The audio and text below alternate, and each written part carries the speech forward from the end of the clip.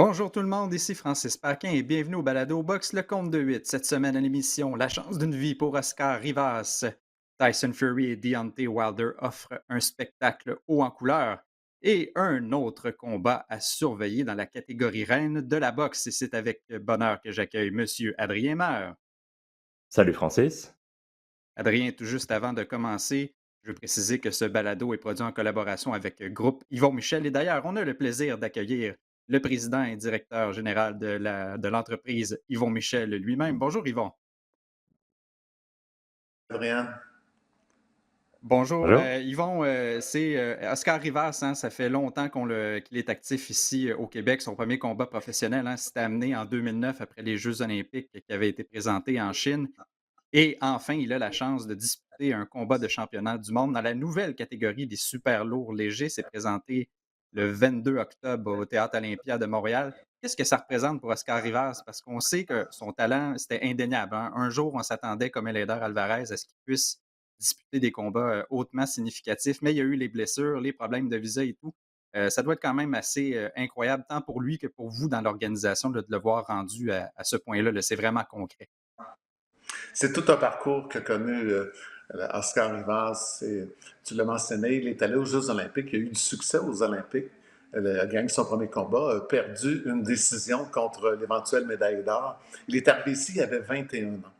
21 ans, peut-être pas tout à fait assez mature pour se retrouver tout seul, loin de chez lui, loin de l'entourage qu'il avait amené aux Jeux olympiques. Donc, je dirais, il y a eu quelques années où on était plus ou moins content de son développement.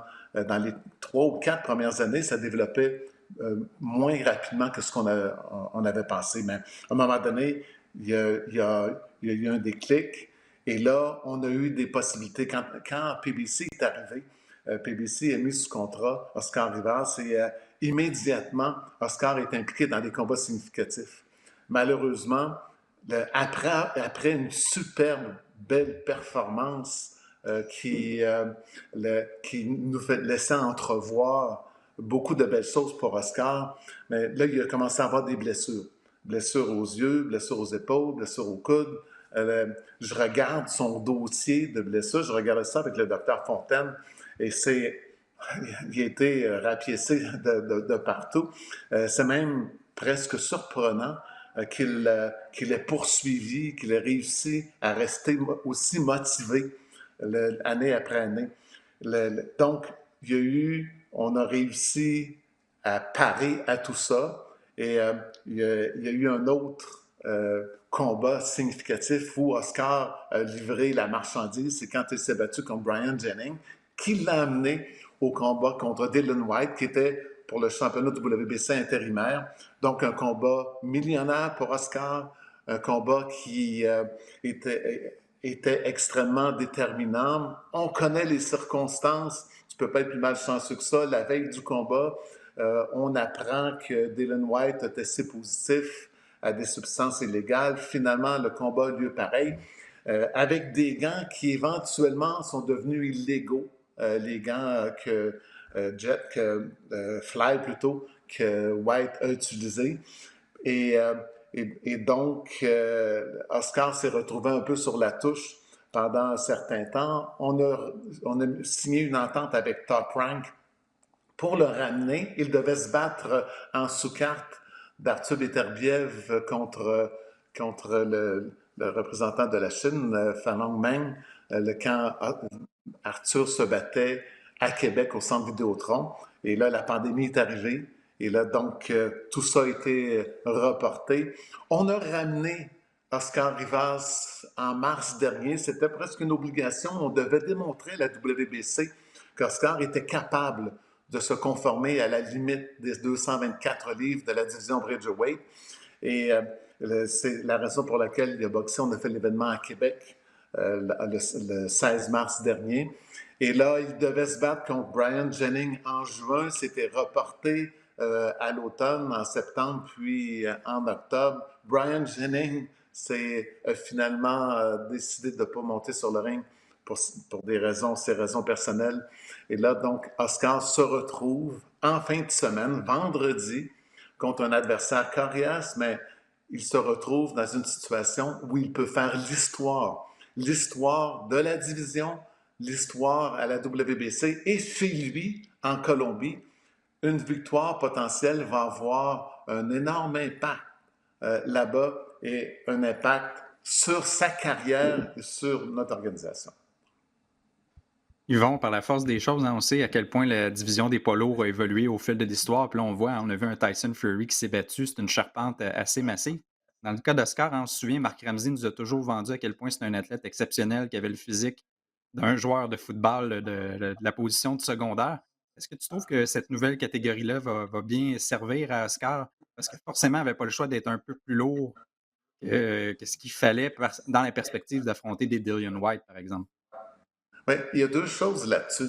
La première chose, c'est que la division des poids lourds est complètement congestionnée entre deux et trois boxeurs.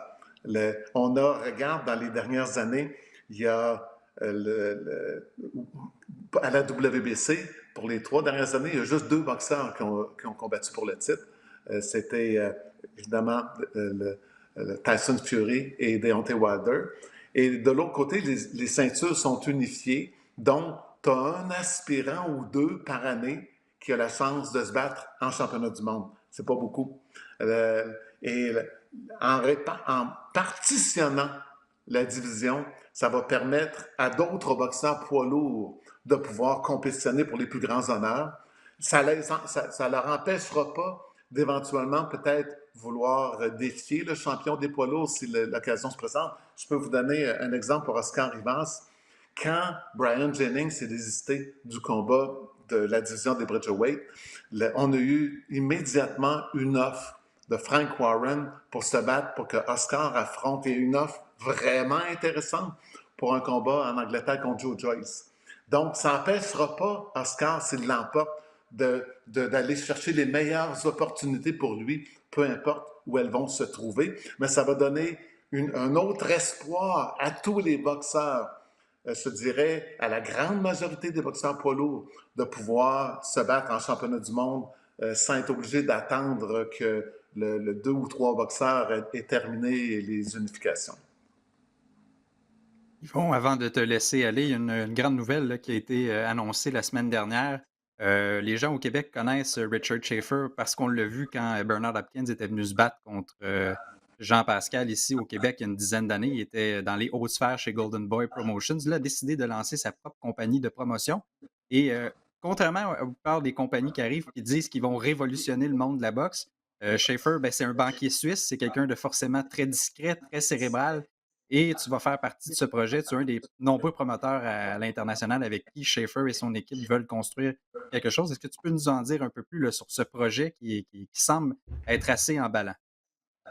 En fait, Richard m'a lâché un coup de fil au début de l'été pour me dire qu'il y avait en marche un grand projet pour lancer à l'automne, et il disait qu'il était pour immédiatement, aussitôt que c'était pour être fait, communiquer avec nous. Mais je vous dirais que j'ai eu tellement souvent des gens qui m'ont contacté pour me proposer des projets qui étaient faramineux. Mais donc, j'ai pris ça un peu avec un grain de sel. Il y a quelques semaines seulement, là, j'ai vu, comme tout le monde sur Internet, l'arrivée de Probellum et les annonces successives qu'ils effectuaient. Pas longtemps après, Richard m'a appelé avec un autre ami qui est Harrison Whitman, qui était l'ancien conseiller légal de Top Rank. Ils m'ont présenté leur compagnie, leur capitalisation, leurs objectifs, et j'ai beaucoup aimé ce que j'ai vu. Ce sont des gens sérieux qui ont décidé d'unir le plus possible les continents, les promoteurs, d'unir les ressources afin d'augmenter encore, de populariser davantage l'industrie de la boxe professionnelle. Et après un certain temps, après quelques discussions, on a convenu de faire une entente ensemble où, grâce à leur support, on va pouvoir organiser plus d'événements, mettre d'autres boxeurs sous contrat, leur support logistique, leur support global, leur support quant à la vente de nos droits internationaux grâce à leur contact, pas seulement de la vente de nos événements, mais aussi l'acquisition de commanditaires internationaux qui vont avoir un impact sur le déroulement de nos événements. Donc, c'est une excellente nouvelle. Je vous dirais, là, après les mois de noirceur de la pandémie, où à un moment donné, on n'avait aucune idée comment on était pour être capable de revenir, où on se disait, il faut réfléchir autrement, il faut voir ça différemment parce que ça ne reviendra plus comme c'était. Il y a un moment donné, il a fallu se rendre à l'évidence que la boxe qu'on a connue avant la pandémie va être à jamais changée. Donc, il fallait trouver des associations différentes, des façons différentes de voir, de faire avancer notre industrie. Et l'offre de Probellum est arrivée au bon moment. Ça va bien s'intégrer avec notre marché ici. Et donc, c'est les fans du Québec et les boxeurs autour ici qui vont être les grands gagnants. Yvon Michel, on te remercie énormément d'avoir été des nôtres. On rappelle l'événement Oscar Rivas contre Ryan Rozicki qui est présenté le 22 octobre à compter de 19h sur place au Théâtre Olympia de Montréal ou encore à la télévision. C'est un événement qui est présenté à la télévision à la carte. J'aurais un dernier message, ne pas oublier, on va avoir un événement incroyable le 17 décembre. On va sûrement avoir l'occasion d'en parler, mais la mise en vente est à compter de samedi à 10h sur ticketmaster.ca. La triple couronne, il va y avoir 3 combats de championnat du monde, 4 ceintures à l'enjeu. Arthur Beterbiev, Marie-Ève Dicker, Kim Clavel. Ça va être le plus gros événement qu'on va avoir présenté depuis très longtemps. Merci On va de certainement m'avoir avoir invité l'occasion d'y revenir.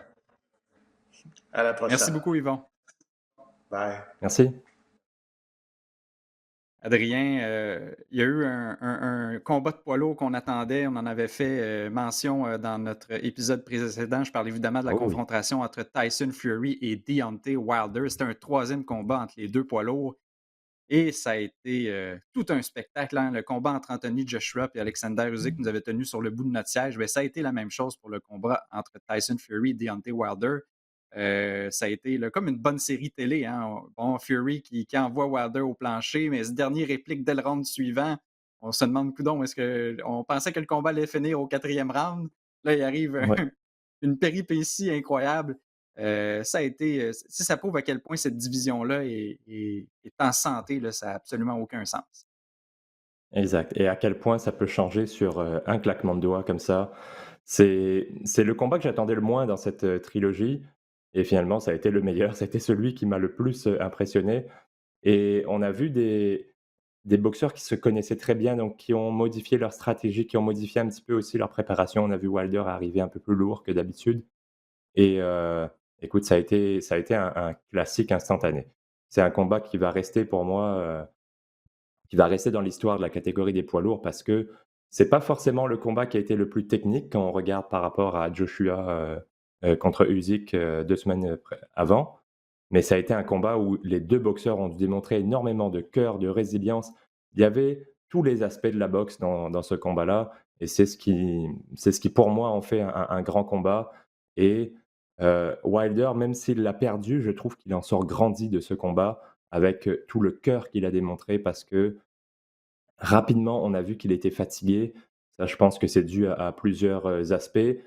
La première, c'est qu'il est arrivé un peu plus lourd que d'habitude, donc c'était un poids supplémentaire à transporter. Il met beaucoup, beaucoup d'énergie en chacun de ses coups, c'est normal, c'est sa marque de commerce. Et aussi, il y a le fait que Tyson Fury utilise son physique, utilise son avantage, impose son physique à l'intérieur, au corps à corps. Il accroche, il lui fait comme une espèce de guillotine et il met tout son poids sur le dos de Wilder. Il le pousse dans les cordes, il s'appuie sur lui. C'est épuisant, c'est un petit peu comme en MMA quand vous faites de la lutte. C'est beaucoup plus épuisant que du combat debout. Et ben, c'est un petit peu ça qu'a fait Fury. Il le fait très bien, il l'a fait dans des combats précédents aussi. C'est d'ailleurs ce que, selon moi, Joshua aurait dû faire contre Usyk et qu'il n'a pas fait. Mais ça a eu un impact très important parce qu'on a vu, à partir du 3e, 4e round, Wilder était déjà très fatigué. Son réservoir était déjà à sec et il a réussi à tenir jusqu'au 11e. Je ne sais pas comment il a fait pour tenir debout parce qu'il a encaissé énormément de coups. Il était vidé et il a réussi à tenir debout et à rester dangereux jusqu'à la dernière minute. À la fin du 10e round, il a atteint Fury et il l'a ébranlé un petit peu, alors qu'on pensait que ça faisait 2 rounds, qu'il pouvait être arrêté à n'importe quel moment. Donc ça a été une performance très, très courageuse de la part de Wilder et je trouve que ça impose le respect, parce qu'il avait fait auparavant dans des combats ou dans des déclarations précédentes il n'avait pas, attiré les respects de tout le monde, mais là, je pense qu'on n'a pas le choix de lui accorder et du côté de Tyson Fury également, parce que lui aussi a montré énormément de résilience après ce 4e round où il est allé 2 fois au tapis et c'était pas des flash knockdowns. C'était le premier, c'était une droite directement sur le front, alors qu'il rentrait dedans. Il rentrait, vers Wilder quand il s'est fait atteindre, donc ça double l'impact du coup. Ça je sais pas comment il a fait pour se relever, mais en même temps, quand on voit son knockdown au 12e round dans le premier combat, on peut s'attendre à tout avec Fury. Il a une capacité de récupération qui est phénoménale parce qu'il lui suffit d'1 minute de repos pour revenir, frais comme une rose et reprendre le dessus dans ce combat-là. J'ai aimé quand même les ajustements que Wilder a fait. On a vu qu'il est sorti en étant beaucoup plus actif avec un jab au corps. Il voulait, hem changer de niveau pour faire en sorte que Fury baisse un peu les mains et ouvrir la droite à la tête, qui est son pain et son beurre. Ça a fonctionné, mais pas autant qu'il le voulait, surtout parce qu'il a manqué rapidement d'énergie. Mais on a vu un Wilder différent que celui qu'on connaissait et ça, c'est quelque chose que j'aime bien parce que Wilder avait du mal à se réinventer et surtout à accepter qu'il avait des choses à changer dans sa boxe. Là, il a compris que pour battre Fury, il fallait qu'il modifie son style. Il l'a fait un petit peu, ça n'a pas été suffisant, mais c'est quand même un motif de satisfaction de son côté. Et pour Fury, eh ben, au début, il a été un petit peu plus prudent, mais il a vite installé son jab qui est pour moi la clé dans sa boxe.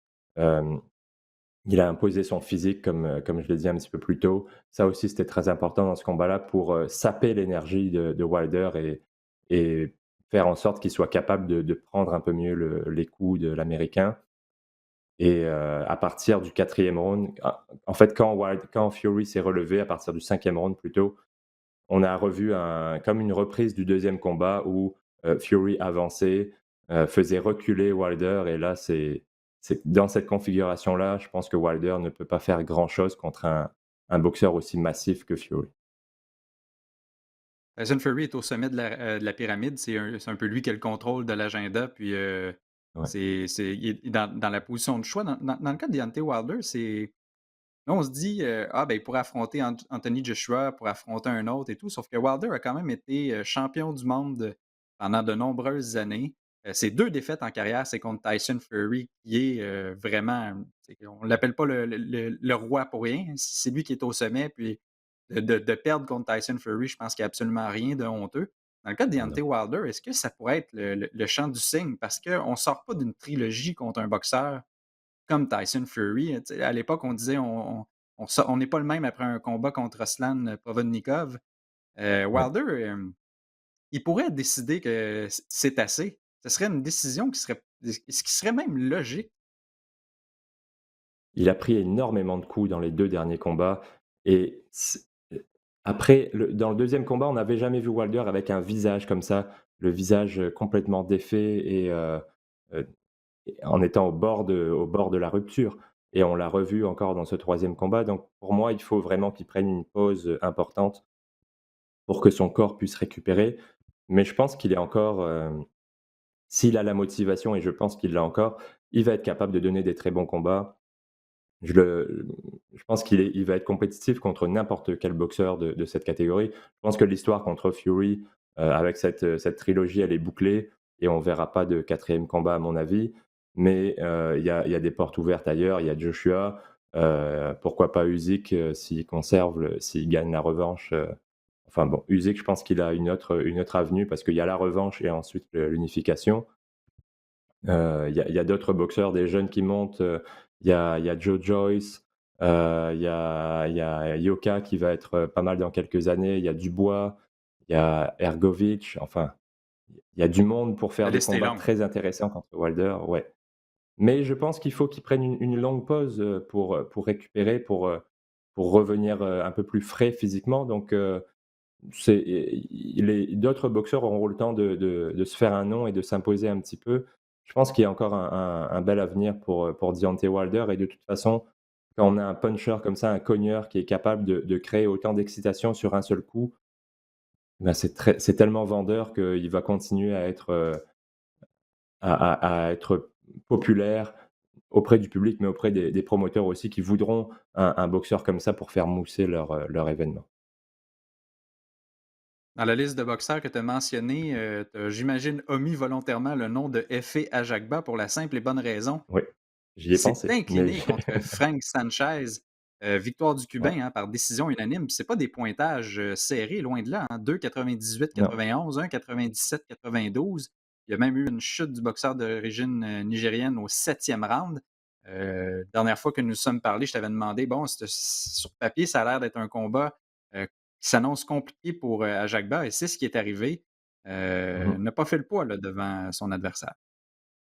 Ouais, bah, déjà, c'était une marche beaucoup plus haute pour les 2 boxeurs parce que c'est 2 boxeurs invaincus et qui s'affrontent. Ça, c'est quand même, assez rare, pour être noté. Mais dans ce combat-là, je m'attendais à un petit peu plus d'action et en fait, ça a été un combat plus tactique parce que c'est Sanchez qui a mené la danse et c'est, ce qui lui convient le mieux face à un boxeur contre Ajagba. Et Sanchez a exposé les limites d'Ajagba qu'on avait déjà aperçues, mais là, il les a vraiment mises en lumière.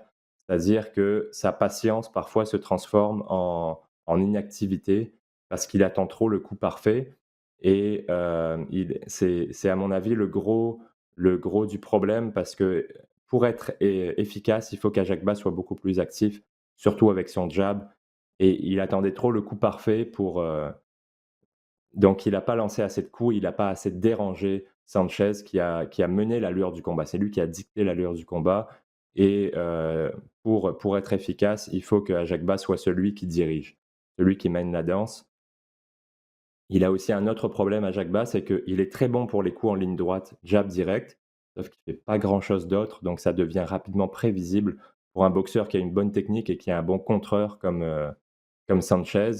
Et quand tu es prévisible, eh ben, c'est la kryptonite d'un cogneur parce que à chaque fois que tu vas lancer un coup, tu vas te faire atteindre, ça va te décourager et ça va te faire réfléchir. Tu vas lancer beaucoup moins de coups parce que tu auras «peur» entre guillemets, tu vas craindre un petit peu la réponse en face et c'est un petit peu ce qu'on a vu contre Sanchez. Donc il y a pas eu énormément de coups lancés des 2 côtés, mais à chaque fois, c'était Sanchez qui prenait l'initiative ou pas qui prenait l'initiative, pardon, qui contrait, mais qui était le plus précis et qui touchait la cible.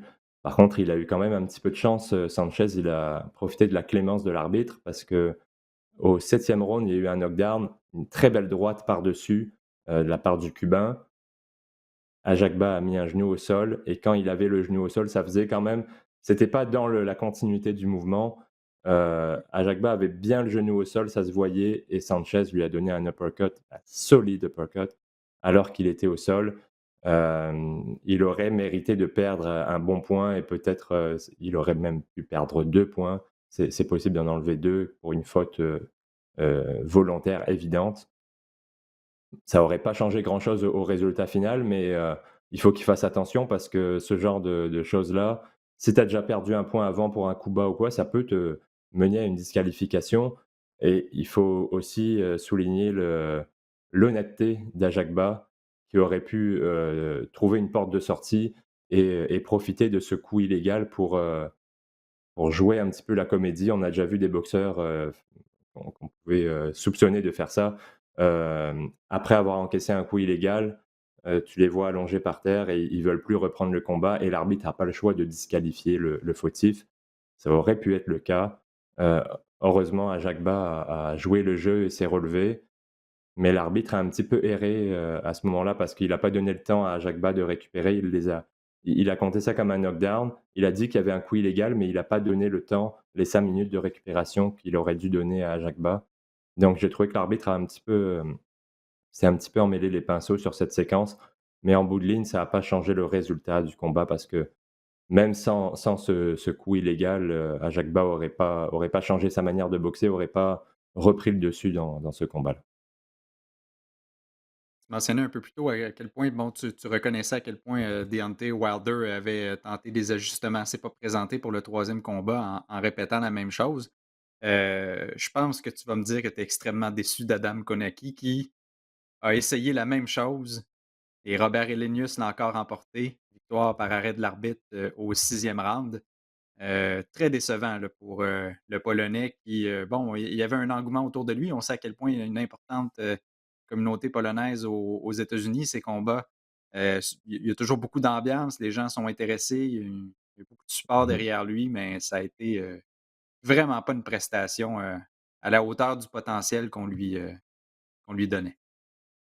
Oui, mais c'est pas si surprenant que ça parce que pour changer sa manière de boxer contre Helenius, il aurait fallu qu'il améliore ses entrées et c'est clairement pas son point fort. Ça sera jamais un boxeur qui sera, très mobile sur ses pieds. Il a un jeu de pied assez déficient et on l'a vu dans ce combat-là. Souvent, quand il avance pour réduire la distance, croiser les pieds, avoir les 2 pieds sur la même ligne et les mains basses en même temps, alors là, c'est sûr qu'il se fait allumer par Helenius qui est pas le boxeur le plus, le plus complet, mais ce qu'il fait, le peu de choses qu'il fait, il les fait quand même, plutôt bien. Ce jab direct, ce 1-2, il le maîtrise très bien et il frappe fort et il a ajouté à ça des uppercuts qu'on avait déjà vu un petit peu dans le premier combat, mais là, il les a beaucoup plus utilisés et ça a été très efficace et ça a été un massacre, on va le dire là, du début à la fin.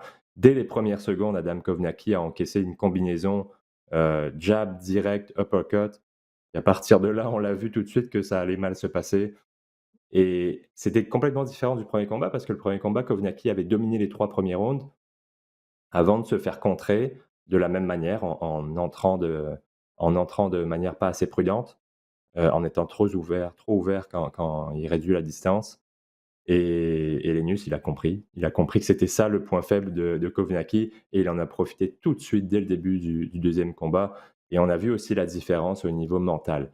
Le premier combat, Helenius qui était pas forcément sur la pente montante, si tu veux, en la pente ascendante. Il est arrivé en étant un petit peu il savait qu'il était l'adversaire, le «stepping stone» entre guillemets de Kownacki et Kownacki arrivait avec la confiance d'un boxeur invaincu, pour qui tout va bien et dans ce deuxième combat, on n'a pas vu la même, attitude du côté de Kovnacki, il était beaucoup plus craintif, il était pas aussi confiant en ses moyens, alors qu'Helenius, au contraire, lui, c'était l'inverse. Il savait qu'il l'avait déjà mis KO et qu'il pouvait le refaire. C'est la confiance fait une différence incroyable, dans la boxe et là, je trouve que ça a été un bel exemple de cet aspect-là.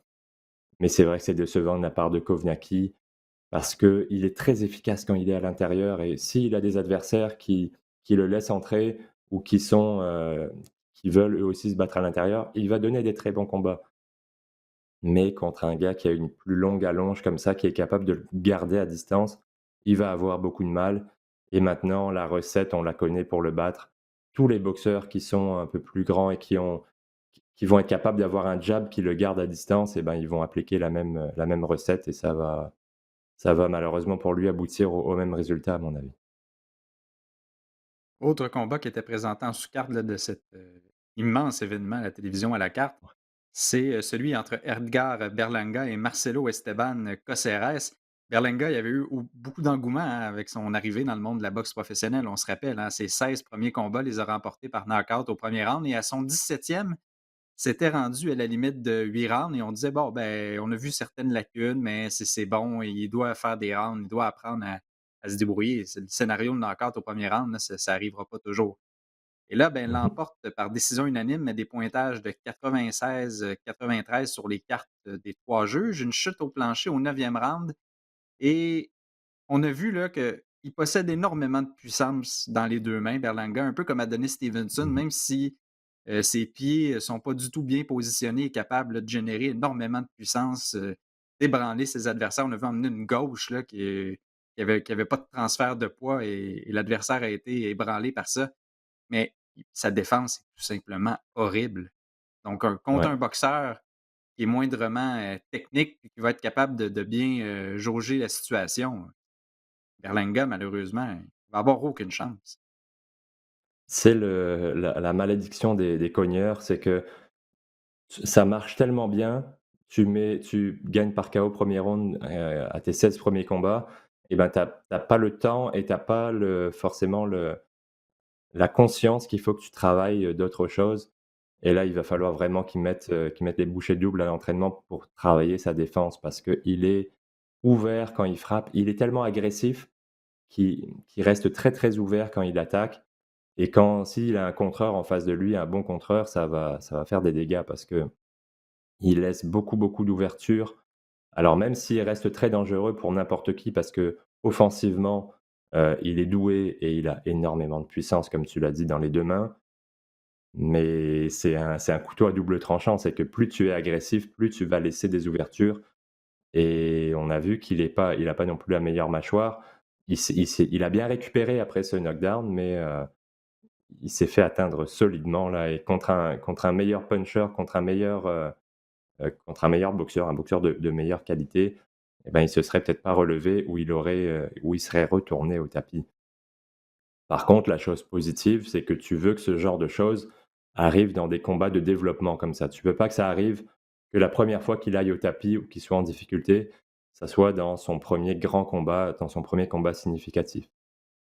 Et par contre, j'ai aimé sa réponse, sa réaction après le knockdown parce qu'il a gardé son calme, il a repris ses esprits et il a été plus, dominant sur la fin du combat.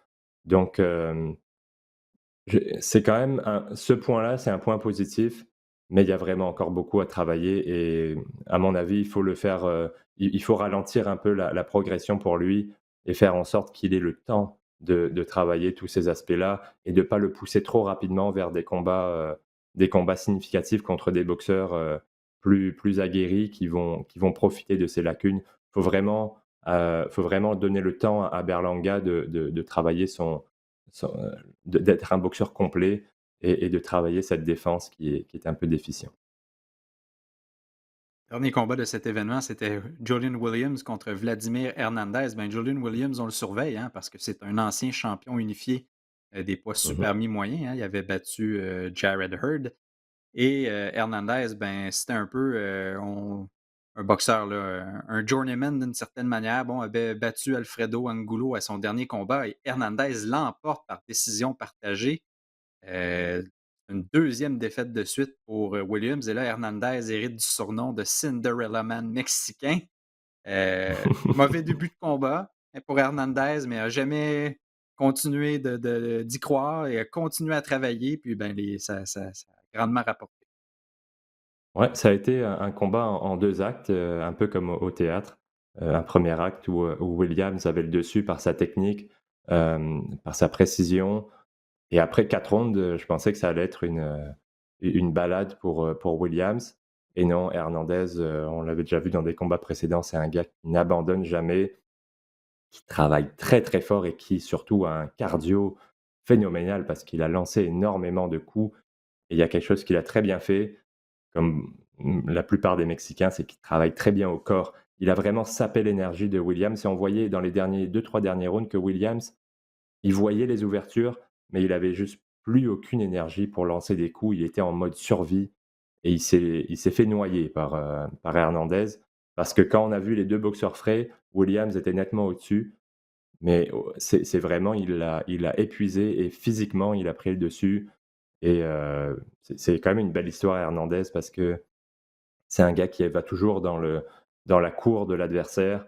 C'est toujours le côté B de l'équation, c'est toujours le gars qui vient pour être pour être la victime du boxeur local et là, ça fait 2 fois de suite qu'il arrive à tirer son épingle du jeu et à l'emporter donc c'est le genre d'histoire qui force le respect, mais c'est quand même pas le genre de boxeur qui d c'est le genre de boxeur contre qui Williams devrait l'emporter. Pas facilement, mais il se doit un ancien champion se doit de gagner ce genre de combat et Williams, il a souvent des performances un peu en dents de scie. C'est pas toujours, la meilleure version de lui qu'on voit sur le ring et cette fois, j'avais l'impression qu'en fin de combat, il avait plus le feu.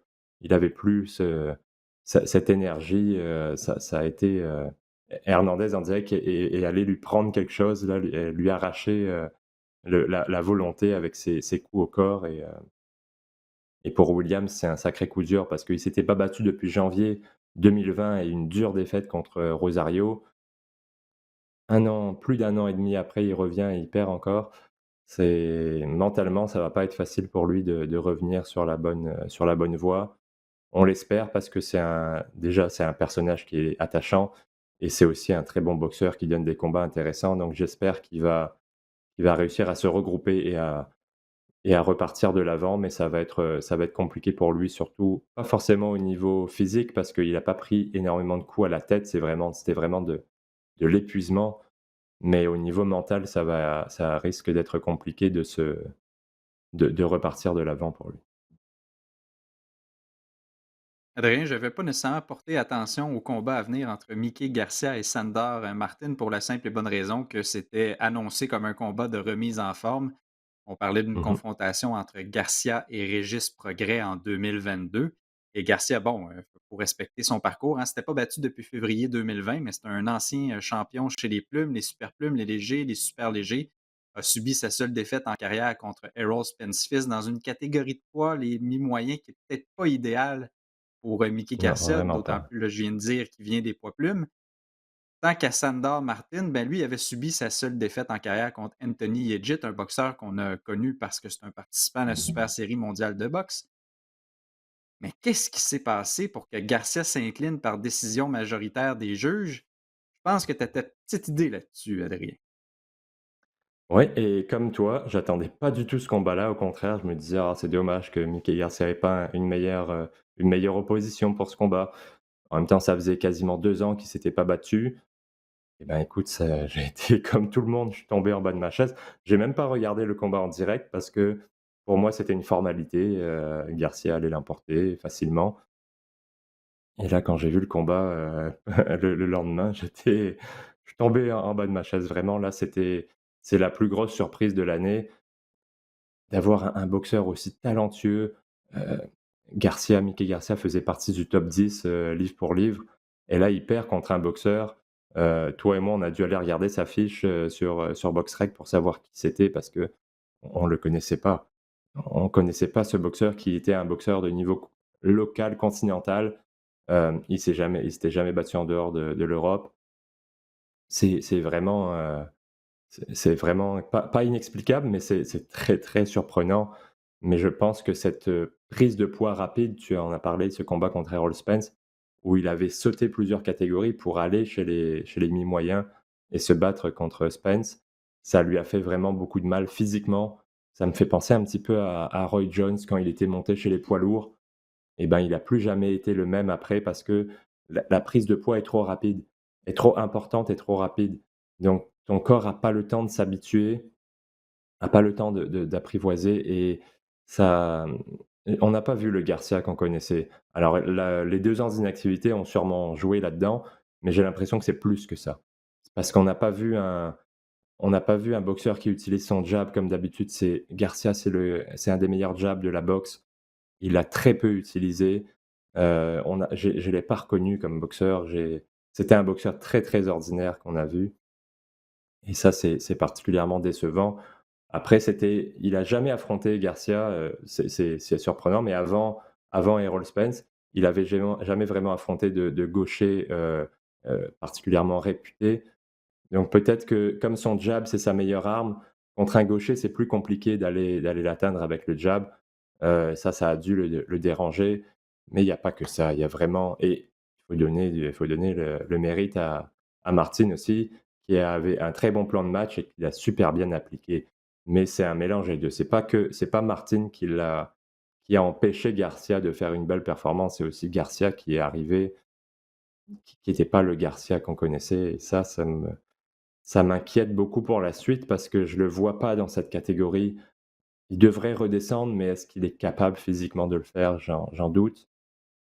Mais c'est pas une catégorie qui lui convient, que ce soit, 147, 140, c'est trop lourd pour lui, c'est trop il est pas assez grand non plus. On a vu une différence de taille et que Martin arrivait à le garder à distance et à se déplacer autour. C'est pas une catégorie qui lui convient. J'ai du mal à mettre le doigt sur le problème. J'ai l'impression aussi qu'il y a un certain manque de motivation. J'ai été très surpris de voir son coin, son attitude à lui et son coin. Il y avait aucun sentiment d'urgence. Normalement, tu as un combat comme ça, tu es un ancien champion. Avant le dernier round, ton coin te dit: «Il faut absolument que tu le mettes KO, tu es en train de perdre le combat, il faut y aller». Il te motive, alors que là, c'était, très relax, très calme dans le coin. Il y avait pas de panique, il y avait pas de et Garcia, j'ai l'impression qu'il avait pas non plus ce feu dans les yeux. J'ai l'impression qu'il a un peu perdu le feu sacré et que bon, ben, comme il est un ancien champion, il est très bon, il est revenu boxer, mais qu'il y avait pas forcément cette envie, cette, cette rage de vaincre, qui est nécessaire pour monter dans le ring. Ça me ça m'inquiète beaucoup pour la suite de sa carrière parce que, bon, ça va pas enlever tout ce qu'il a fait précédemment, mais son prochain combat, on va le regarder différemment.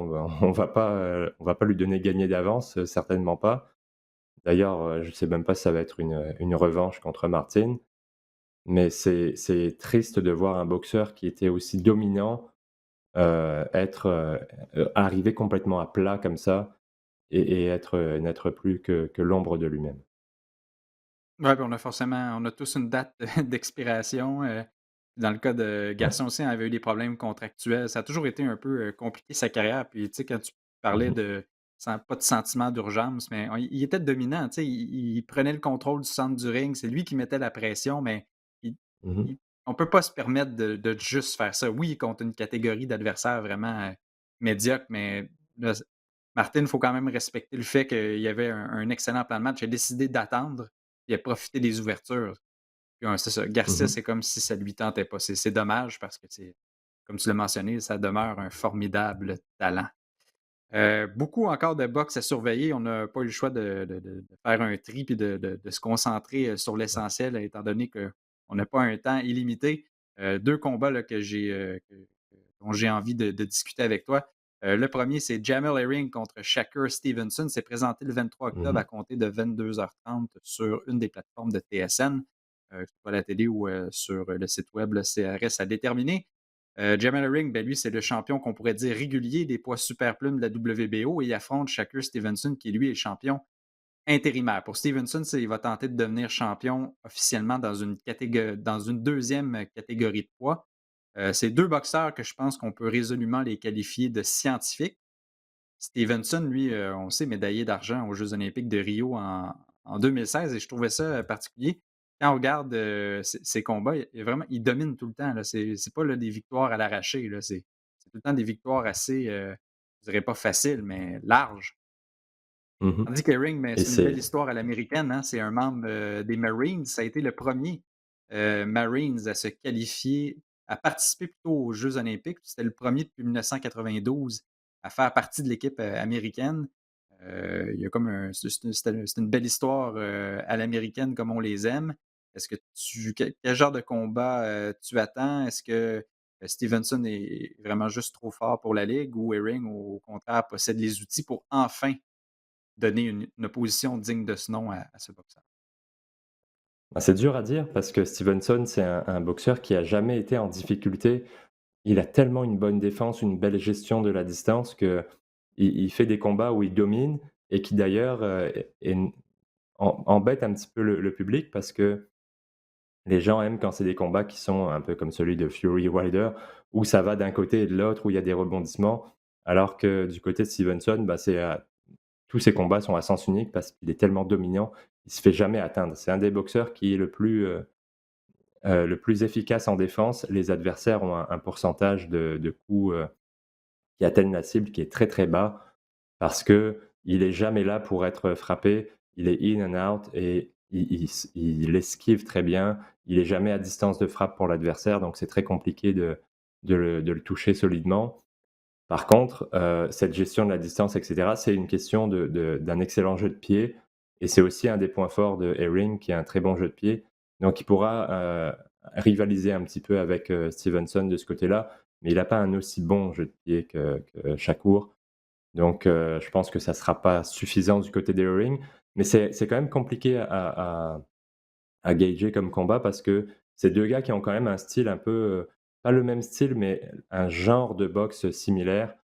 C'est 2 gauchers, donc c'est jamais facile pour un gaucher. Pour un droitier, c'est pas facile d'affronter un gaucher parce qu'il en voit pas souvent, mais j'ai l'impression que pour un gaucher, c'est encore plus dur d'affronter un gaucher parce que lui non plus n'en voit pas souvent et il se retrouve face à un miroir alors que d'habitude il est, il c'est vraiment, c'est vraiment compliqué de s'ajuster, parce que tu as l'habitude de lancer ce jab par rapport à un droitier, par-dessus l'épaule et alors que là, il est inversé donc souvent le gaucher contre gaucher, ça déstabilise les 2 boxeurs.